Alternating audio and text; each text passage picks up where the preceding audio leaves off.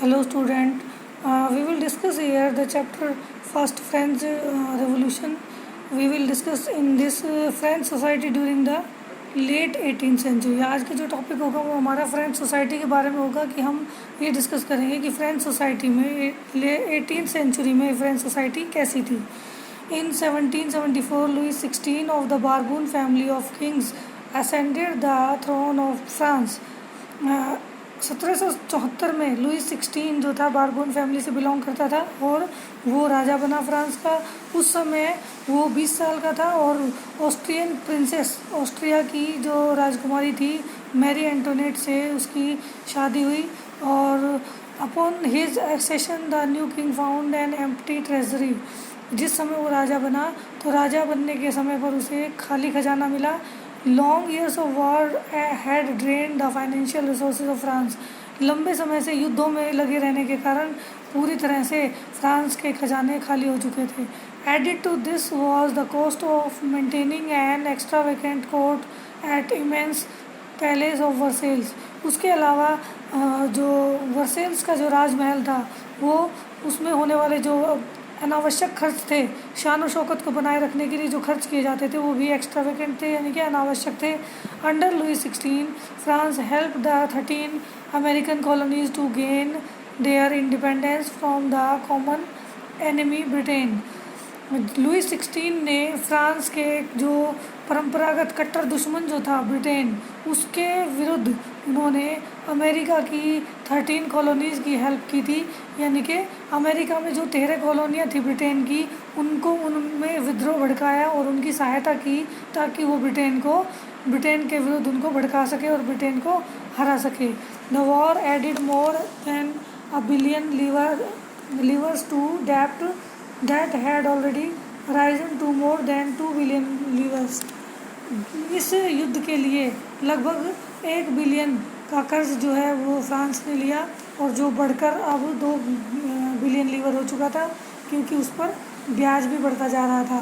अब क्योंकि वो जो कर्ज था वो चुकाया नहीं था, इसलिए जो landers who gave the state credit now began to charge 10% interest on loans. जिन लैंडर्स ने स्टेट को फ्रांस को क्रेडिट यानी कि लोन दिया हुआ था, उन्होंने अब ये जो उसका इंटरेस्ट रेट था वो बढ़ाकर 10% कर दिया। और so the French government was oblige to spend the an increasing percentage of its budget on interest payment loan.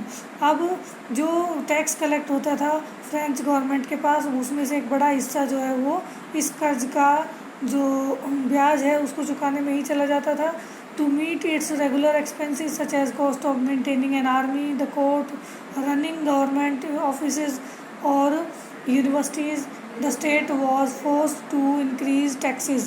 इस बाकी खर्चों को पूरा करने के लिए, जैसे कि सरकार चलाने के लिए, कोर्ट के लिए, दरबार के लिए जो खर्चे होते थे, सेना के मेंटेनेंस के लिए या बाकी जो यूनिवर्सिटीज़ वगैरह जो भी सरकार के जो खर्चे थे वो सारे अब पूरे नहीं हो पा रहे थे, जिसके लिए उन्होंने टैक्स बढ़ाने के बारे में सोचा। Yet even this measure would not have sufficed। लेकिन इतना ही काफ़ी नहीं था। French society in the 18th century was divided into 3 states and only member of the third state paid taxes। अब 18th सेंचुरी में जो सोसाइटी थी फ्रेंच सोसाइटी वो 3 ग्रुप में बटी हुई थी और इसमें से केवल थर्ड स्टेट जो था वो ही टैक्स पे करता था।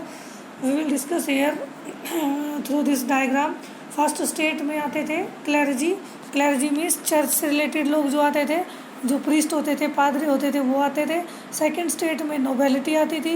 नोबेलिटी में राज परिवार से जुड़े हुए लोग और राजकुमार या जो भी उसके सदस्य होते थे वो आते थे। और थर्ड राज दरबार से जुड़े हुए सदस्य भी नोबेलिटी में आते थे। थर्ड स्टेट जो था उसमें बड़े बड़े बिजनेसमैन, मर्चेंट, ये व्यापारी या दरबार में काम करने वाले अधिकारी, लॉयर वगैरह थे। और किसान, छोटे मजदूर या कारीगर जो थे वो थर्ड स्टेट में आते थे। उसके अलावा छोटे किसान या लैंडलेस लेबर जो थी, सर्वेंट्स जो थे, वो भी थर्ड स्टेट में आते थे। अब इन 3 स्टेट्स में से केवल एक स्टेट जो था थर्ड स्टेट वो टैक्स पे करता था। फर्स्ट और सेकंड स्टेट जो थे वो टैक्स फ्री थे। उनके पास प्रॉपर्टी ज़्यादा थी लेकिन वो टैक्स पे नहीं करते थे। Now come to the point. Society of states was part of the feudal system that dated back to the Middle Ages. ये सोसाइटी जो थी वो सैकड़ों सालों से इसी तरह से चलती आ रही थी और इसमें फ्यूडल सिस्टम चलता आ रहा था, सामंती सिस्टम चला आ रहा था. The term old regime is usually used to describe the society and institutions of France before 1789.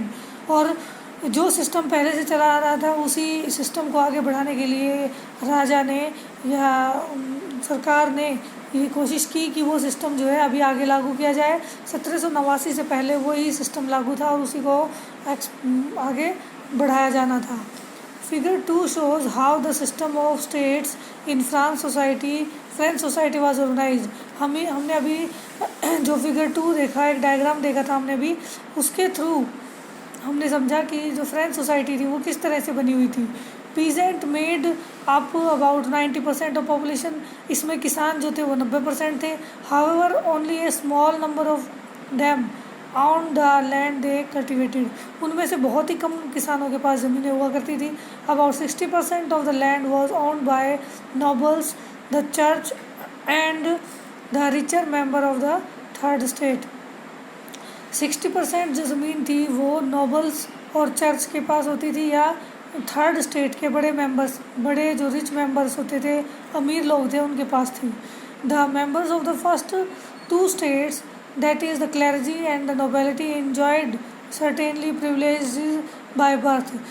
Nobility और क्लैरिजी को जन्म से ही कुछ अधिकार मिले हुए थे जिनका वो यूज़ करते थे और जिसमें एक टैक्स ना देने का अधिकार भी था.